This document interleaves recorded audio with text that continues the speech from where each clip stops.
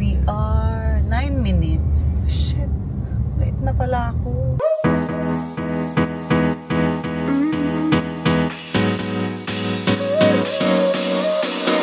Work is almost over. Summer's getting closer.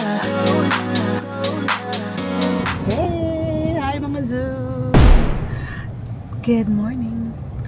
This is our almost a week in the Philippines. It's Tuesday today. So 1 week na tayo. Mamayang 5 o'clock. Ang bilis. Ang bilis lang mga Zooms! 1 week na. Yes. And ano na bang natapos ko? I woke up early, 7 a.m. Nakapag workout na ako. And nag-breakfast na din kami ni Andy. As you can see, dalawa lang kami. 1.4 kilometers. And we are to fly over to San Juan. here again in EDSA. And it's a little bit traffic kasi mas maaga ngayon kami umalis. Because today is my second day sa aking sa process ko ng root canal. Diba? Nasabay pa talaga si root canal. So, process siya kaya I need to go back sa aking dentist every week at least. So, ito na. On the way na kami doon. And since nandito rin yung family ni Andy, tapos hindi sila masyado kasing magtatagal eh. We are talagang pinagsisiksikan namin yung time namin. As you watched the vlog yesterday, they went to Tagaytay. And kahit wala ako, hindi na ako nakasama kasi nga may work din ako. Yun, kailangan nilang syempre i-maximize yung time and stay nila dito, being together. So today, after ko mag-dentist, imi-meet namin sila. They're still having breakfast at this hour nung umalis kami. Magpupunta sila sa gusto nilang actually mag-shopping. So we are thinking na mag-Rockwell kami, mag-Shangri-La or mag-BGC. Kung ano man yung trip nila, yun na lang yung susundin natin kasi alis na sila after 2 days. So they're flying on Thursday. Thursday ba? Thursday. Kasi 11th. Diba? Yeah, July 11. Di nila kasi parang Friday night. Friday night pa yung July 11? Hindi, Thursday yun. Thursday ba? Yeah, Thursday. Okay. They are trying to rebook their ticket but it's too expensive. It's like buying another round trip going to Australia. Manila and Philippines. So parang okay lang, marami pa naman chance. Hindi lang naman ito yun. Sayang kasi din yung pera. And yun nga, gusto na rin nilang bumalik din. Well, we were supposed to come earlier as well, remember? So hindi lang kasi talaga umabot. we would have been here. Same as them. Anong date dapat? Parang 31, di ba? Yung first date that we were supposed June? to. Yeah. Parang hindi kasi may dance pa si Aliyah kaya hindi natin pinush yung date na yun. So dapat talaga early din kami dumating. Pero yun nga, since may dance recital si Aliyah, hindi namin ginawa. Sayang din naman kasi yung experience na yun para dun sa bata. At least memory niya yun at memory din yun sa amin. But anyway, traffic po dito kasi nandito kami sa mall. Alam niyo naman pag mall, nandyan yung babaan at sakayan din. Maluwag naman siya pero But not too bad. It's not as bad as I think things have improved. I don't know if you guys can comment below. How do you feel Manila traffic is getting? Is it better or is it worse? For me, so far, better, I think it's actually better. Hindi pa tayo na traffic ng sobra. Yeah, it's like, I mean, it's traffic, but it's of course, moving. But even remember yesterday you came home from taping and you were like, I'm nearly home. Yeah, thinking, 40 minutes lang. That's from north to south. Yeah. During almost peak hour. So yeah, I don't know. Maybe it's because of this bus lane. Could be. Maybe it's the new bridges. Not sure. But comment below. Let us know what you think it is. Yep. So ito na, nasa Mega Mall na kami. Antayin namin yung mga comment ninyo. Guys, tignan nyo naman, nandito tayo sa Mega Mall. Pero hindi naman ganun kasikip. But the road that will never change is what? Tigas Ave. That's forever traffic. That hasn't changed. But I think kasi school yun eh. Yeah, they have the, well, it's not school holiday now, but Lasal yun it's eh. school holiday now. But when it's school time, Mm. grabe. Yeah, kasi bakasyon ngayon sa Pilipinas, mga ano, 'di ba? Mga pamangkin ko well, walang pasok. That might be part of it. That might be the reason why we're not experiencing Yeah. so much traffic. Yes, tama ka dyan dati. Baka dahil din doon. Kasi during school time, it's really... I used to walk from Galleria to my old house, and Ay, it ang was lapit faster. lang. If I take a taxi, it's 45 minutes. If I walk, 25 minutes.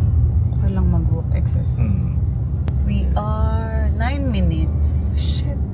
Late na pala ako. 10:48. 10:30 yung appointment ko eh. In 300 meters, You know, use the left lane to stay to the left to fly even if over you're to like San 3 Juan. minutes late here, in Australia, it's Tatawag na sila.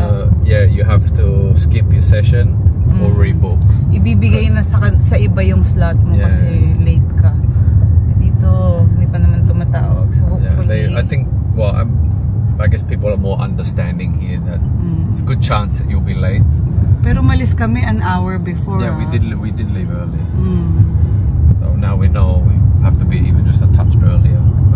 15 minutes late. Stay to the left to fly over Wala to San nang Juan. traffic. Dito na tayo sa flyover. O, ayan. Ito na talaga yung masasabi mo walang traffic kasi tignan mo. Wala lang sasakyan dito sa side na to. In 1.5 kilometers, exit to Green Hills Shopping Center Service Road. Ayan na siya. Ang galeria. This billboard there used to be a Jag billboard. Ngayon Wrangler na. And I'm pretty sure Will Is the one. had his picture up there before. Ayun, no traffic na. I also had my billboard there.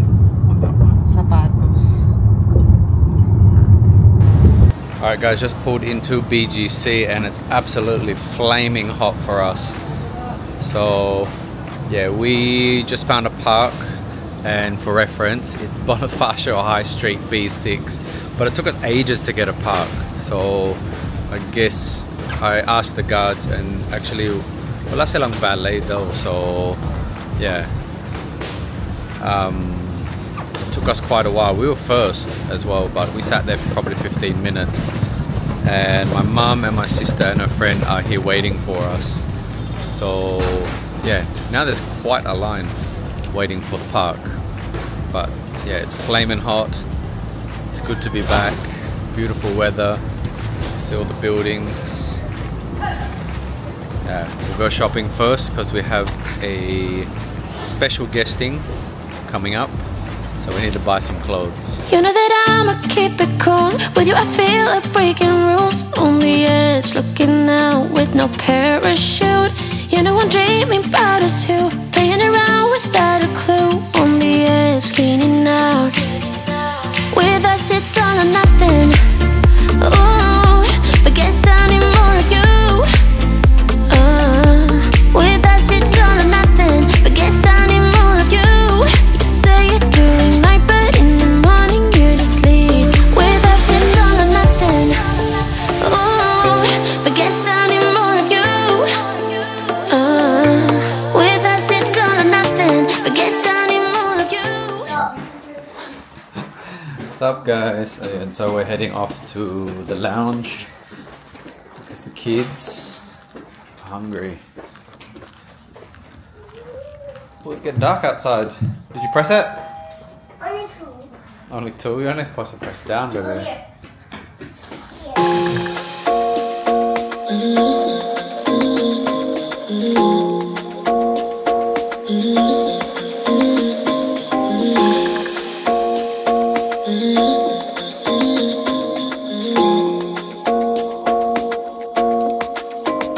Why you wanna run away?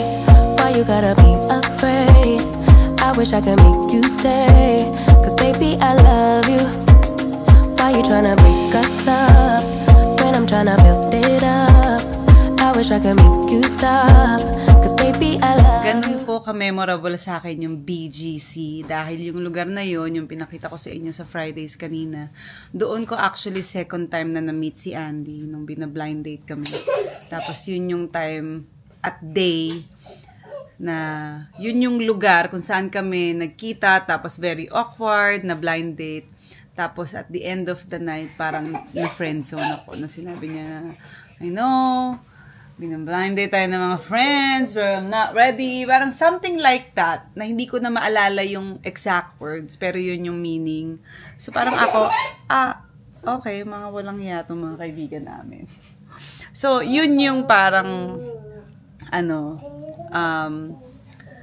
parang nare-remember ko doon sa Fridays na lugar. But I still love Fridays na restaurant. It doesn't mean naman na hindi ko na siya type. Meron lang tayong naaalala. So, ayan mga Zoobs.